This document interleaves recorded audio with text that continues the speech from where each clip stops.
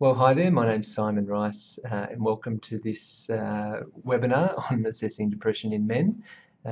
Thanks very much to the folks at UBC and the Men's Depression and Suicide Network for inviting me over. Really looking forward to my time here and keen to talk to the audience today about some work I've been doing in the field of men's depression. And this is something that I've been working on really since my PhD. I'm a clinical psychologist and started off this work back in about 2008 and continue to work in this space and find it pretty interesting.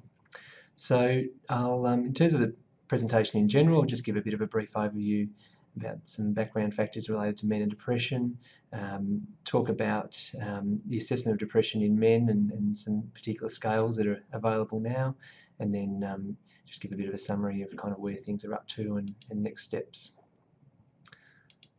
So in terms of a starting point, this is Australian data, but it could really be data from anywhere in most Western countries around the world, that we know men are more likely, much more likely to die by suicide than women.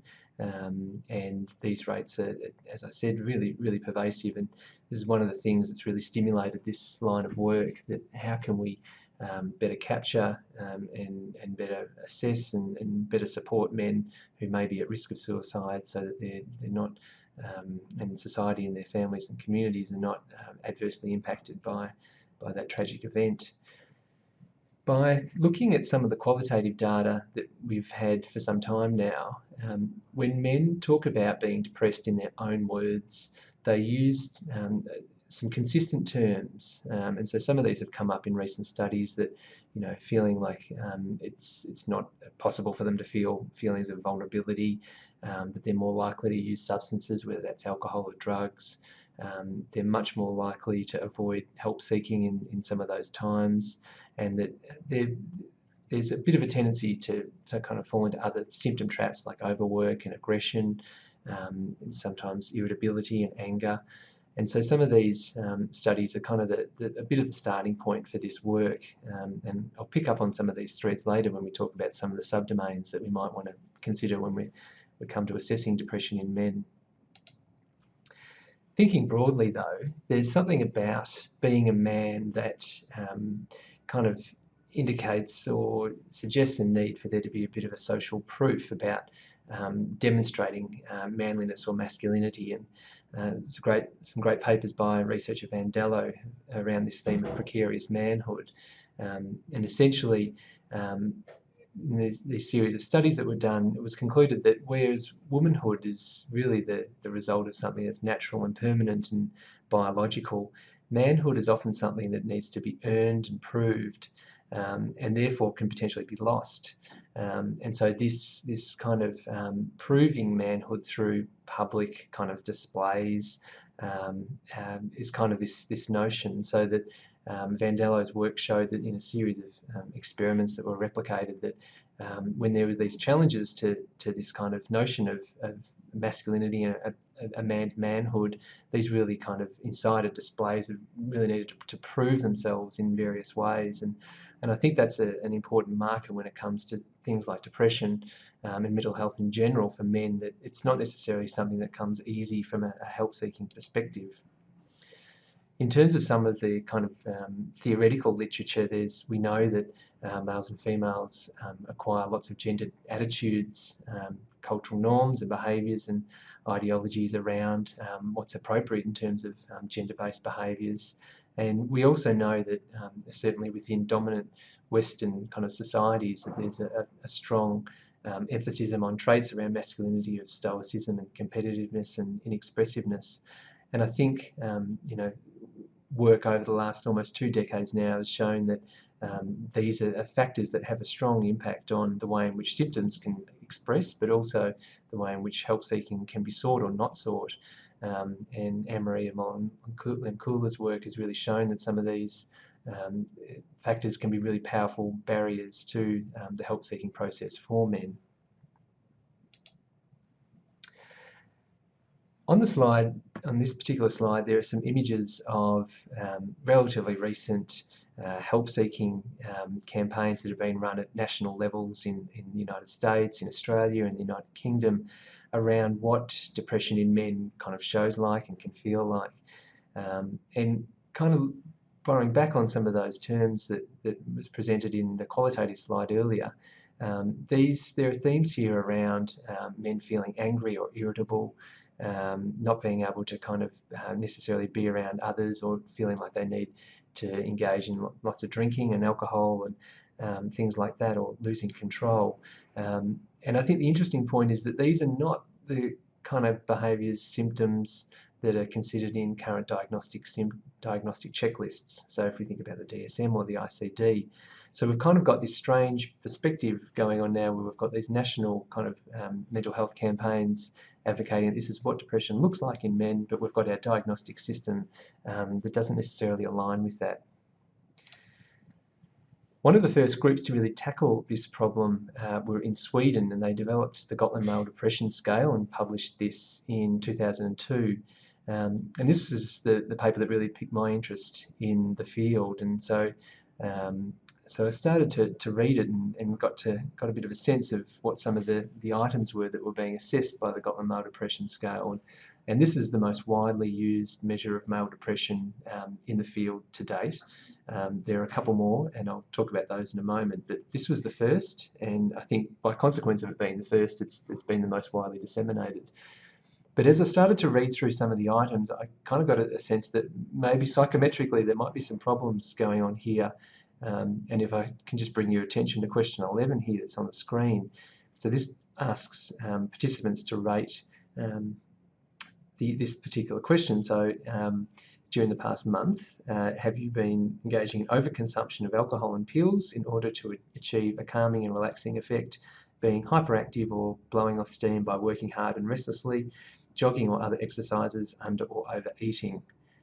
So on a 4-point scale, if you ticked extremely so to that item, it's really hard to know what you're actually endorsing, because there's about 6 or 7 different constructs going on there. So this, while I would say the Gotland Male Depression Scale has been really important in stimulating and generating interest in the assessment of depression in the peer-reviewed literature, I think it's also really limited.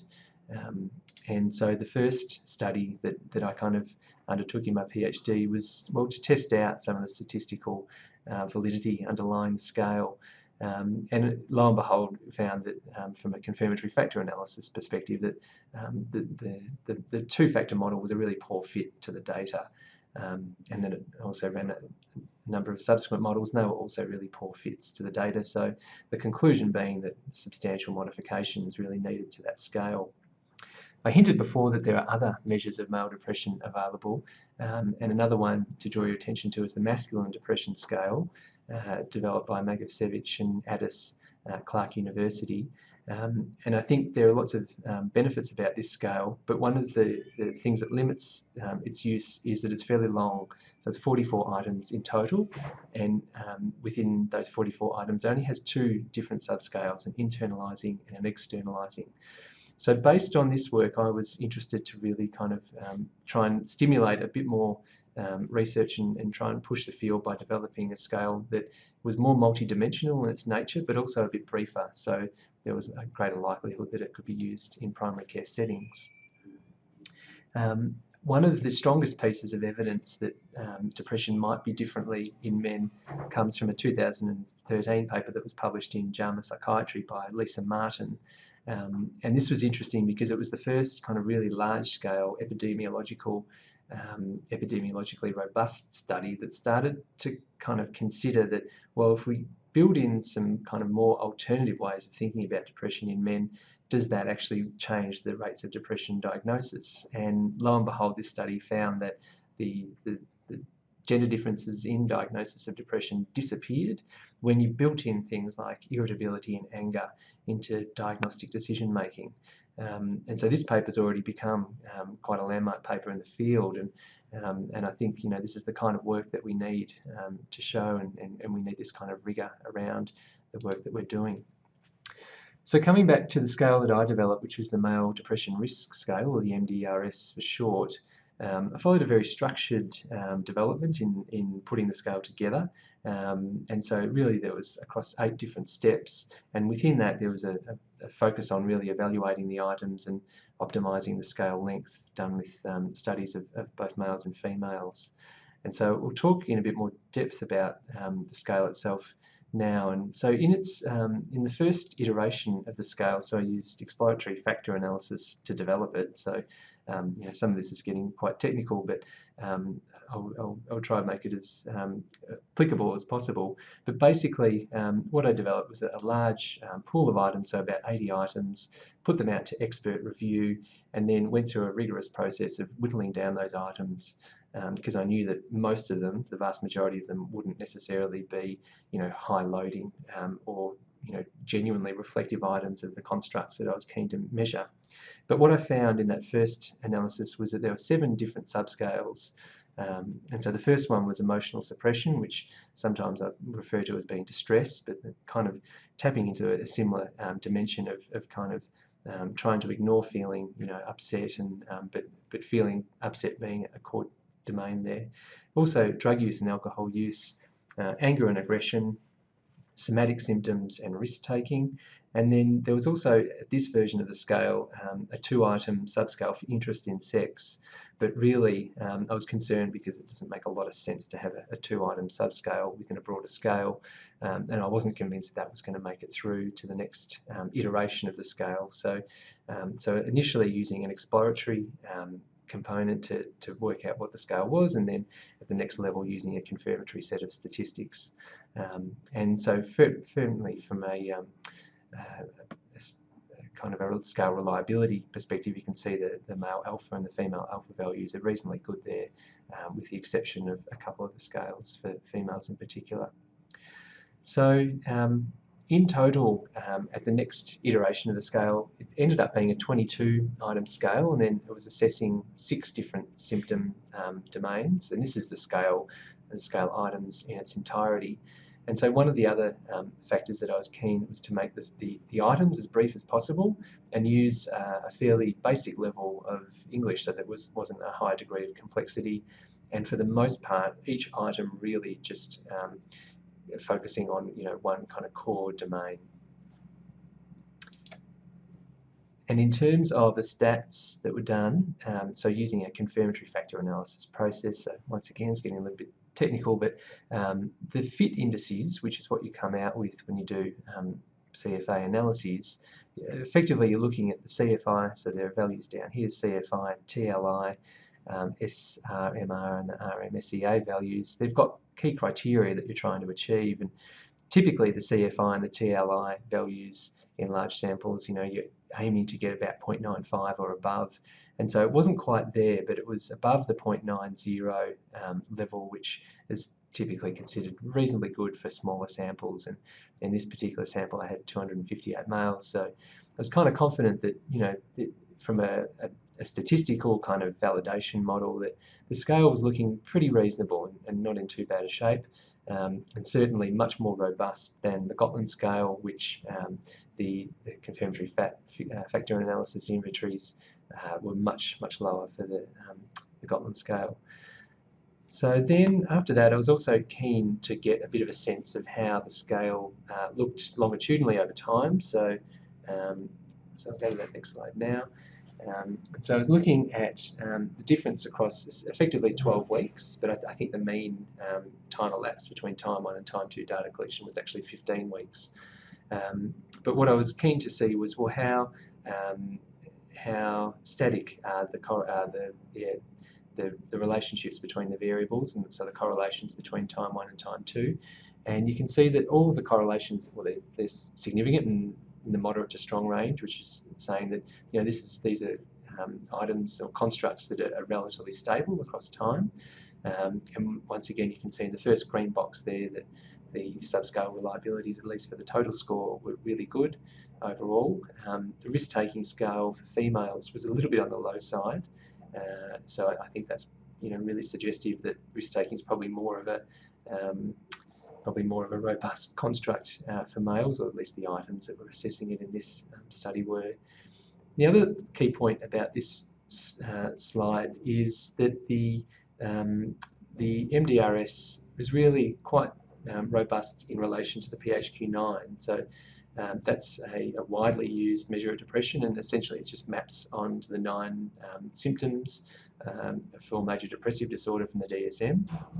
And it's become a little bit of a gold standard, I guess, self-report measure of depression. And I was pleased to see that, you know, it was mapping onto that really quite well. So then I was keen to also have a look at how the male depression risk scale maps onto stressful life events, because effectively, if I, you know, kind of trying to get a bit of a sense of, well, are there trajectories of people who might be at risk of higher scores, and you know, if you're thinking from a stress diathesis kind of model around depression, if you're experiencing greater risk factors and have poorer coping, you're probably more likely to be at risk. So I was interested to get a bit of a characterisation of that. So in this study, I looked at 3 different criteria around stressful life events. And to do that, I used the stressful life event checklist, which is once again just a self-report measure.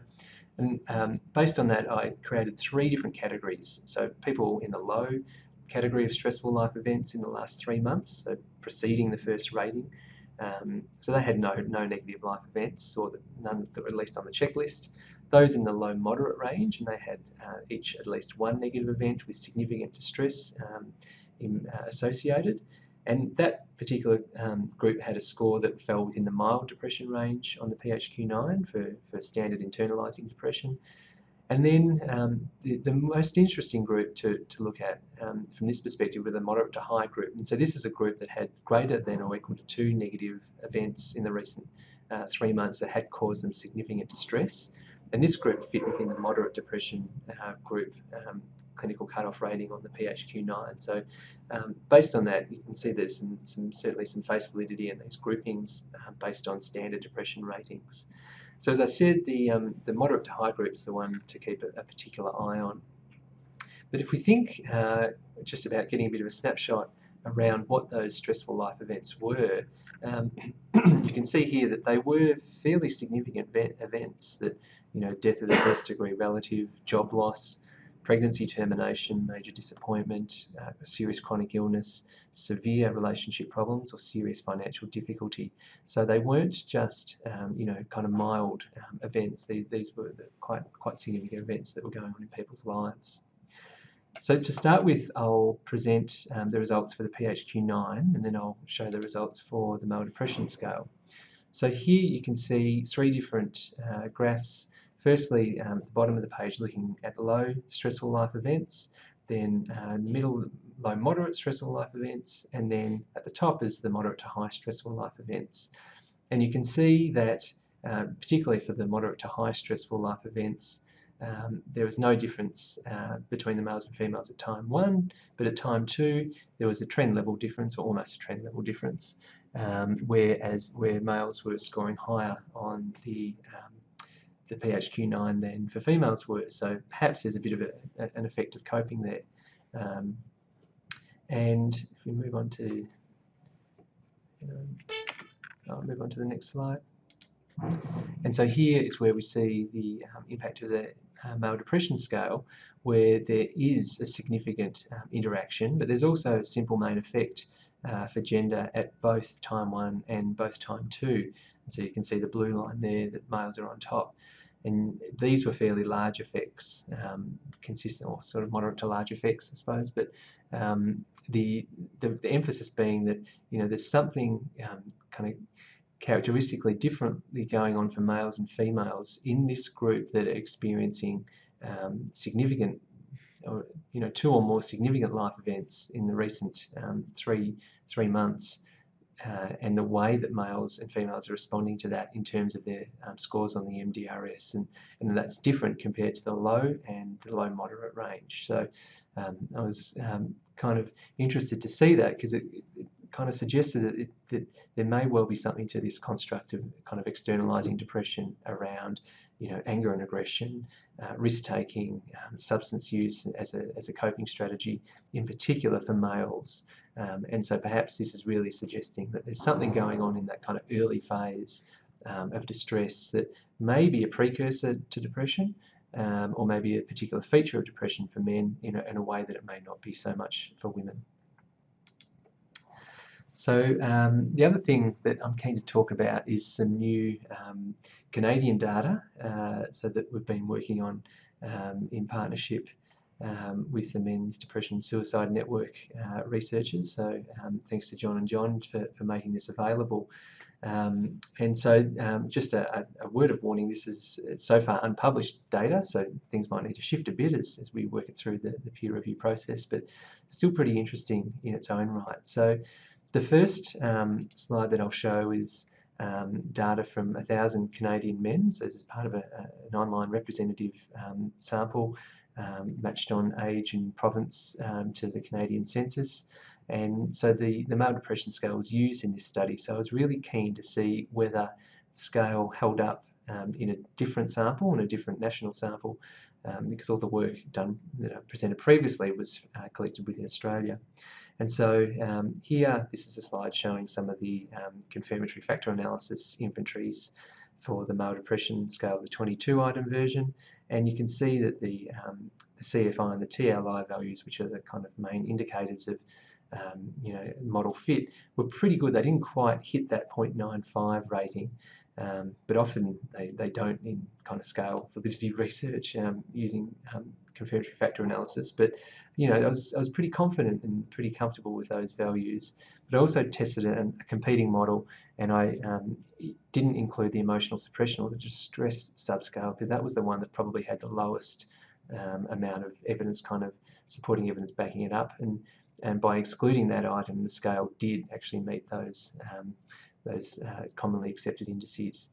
But the other thing to say is that also this study used the PHQ-9, and you can see that the MDRS 22 items performed pretty much equivalently, if not marginally better, than did the PHQ-9. And PHQ-9, as I said, is widely used in a bit of a gold standard self-report measure for internalising depression.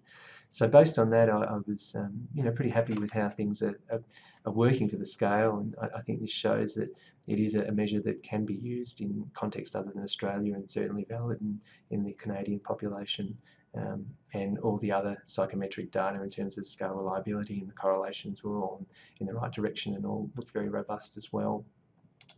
I was also keen to use this study to get some sensitivity and specificity information. So this analysis is based on a ROC curve where I was benchmarking the MDRS, both the 22-item version and the 18-item version, to recent thoughts of self-harm or suicide within the last 2 weeks, which is the final item of the PHQ-9. So trying to get a sense of, well, here we can identify a group of men who are clearly at risk if they're having thoughts of suicide or self-harm, and is the MDRS specifically, or is it a suitably sensitive measure to actually detect that particular population?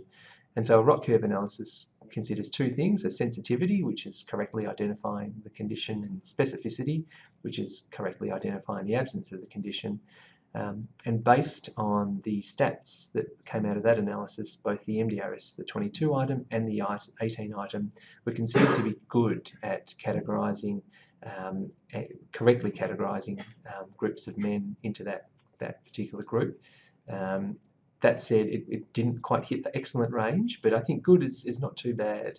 And as the field improves, I'm sure measures will kind of be developed and refinements will be made to our scales, and ideally, with future research, we will be able to hit the kind of excellent range.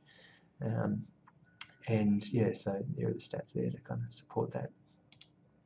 There was, at least in this sample, an interesting age effect though, and I think it's probably important to note that this was seen both for the subscales of the male depression scale, but also for the PHQ-9. So you can see going across the scale, going across the chart here, the younger group tended to have significantly higher scores than the oldest group. So the youngest were kind of in this emerging adulthood, 18 to 25 range, whereas the older group was 66 plus. And many of the comparisons in between were significant, but not all of those post-hoc comparisons were significant.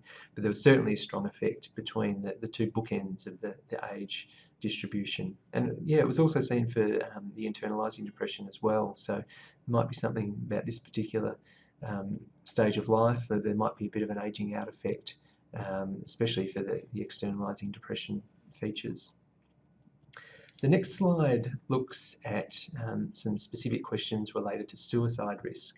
And so the green bars are effectively no answers, and the yellow bar, or the orange, kind of meant to be orange, bars are effectively yes answers to the questions below on the x-axis. So the first question was, in the previous 4 weeks, did you have the thought that you'd be better off dead, or that you had a wish to be dead? And so if we look at scores on the male depression risk scale, those who are indicating yes to that were close to double the range, double the mean rating for those who endorsed no. And that was a fairly consistent pattern across the other questions, which would want to harm yourself, think about suicide, have a suicide plan, and attempt suicide.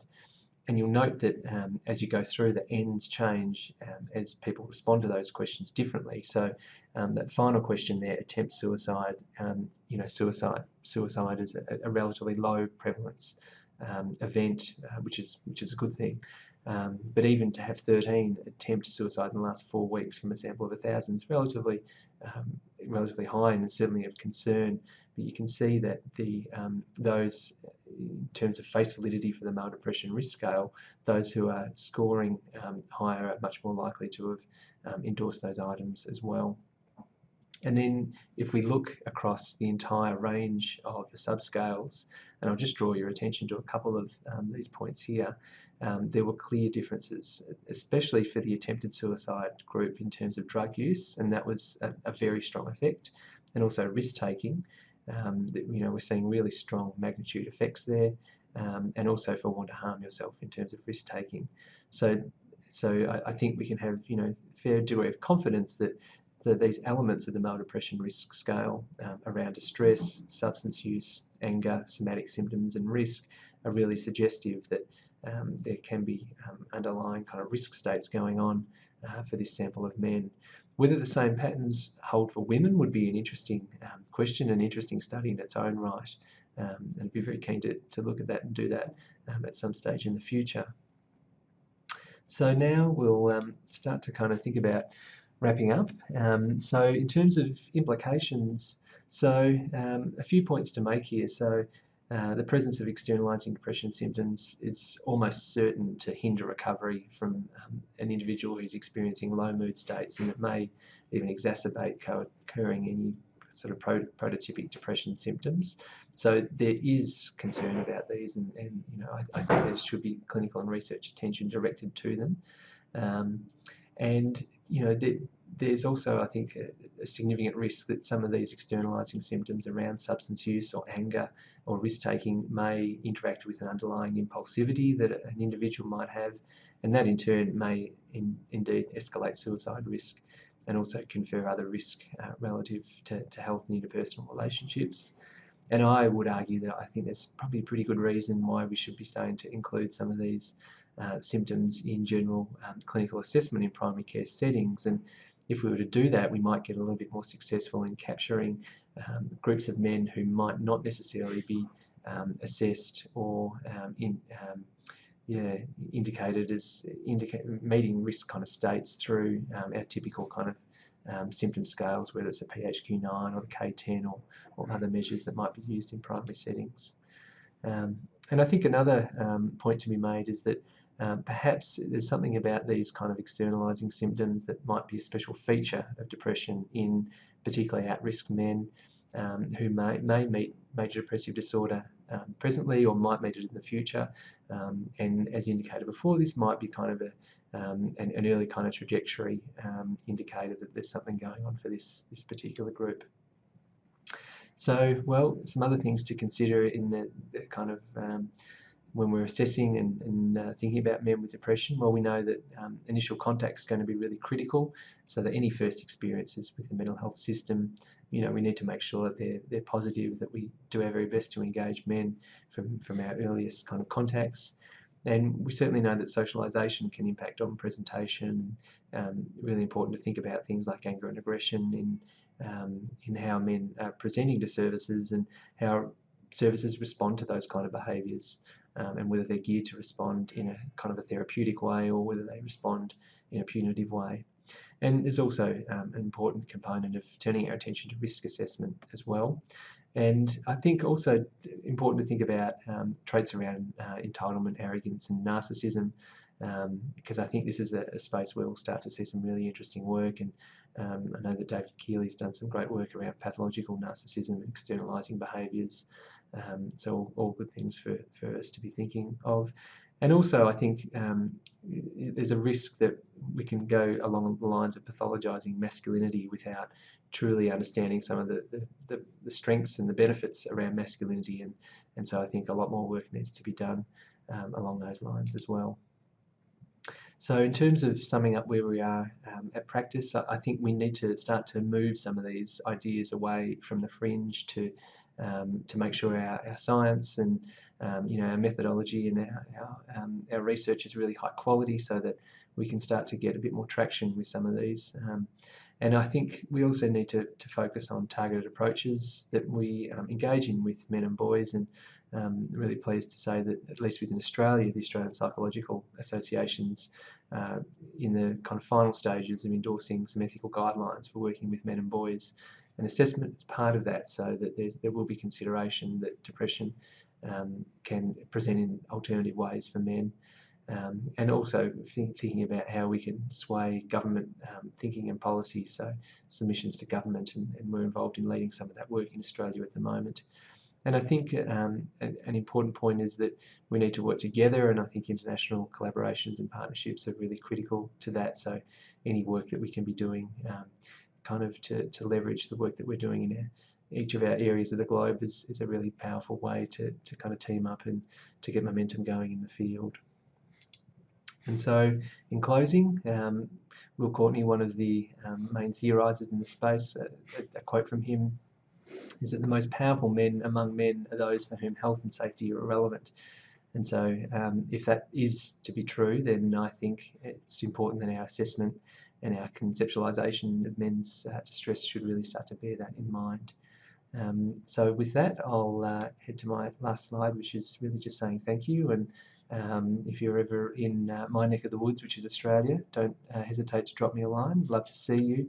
I'd love to welcome you to many of the millions of miles of, well, not millions, but hundreds of thousands of kilometres of coastline that we have, complete with kangaroos. So thanks for tuning in, and I guess we'll leave it there. Cool.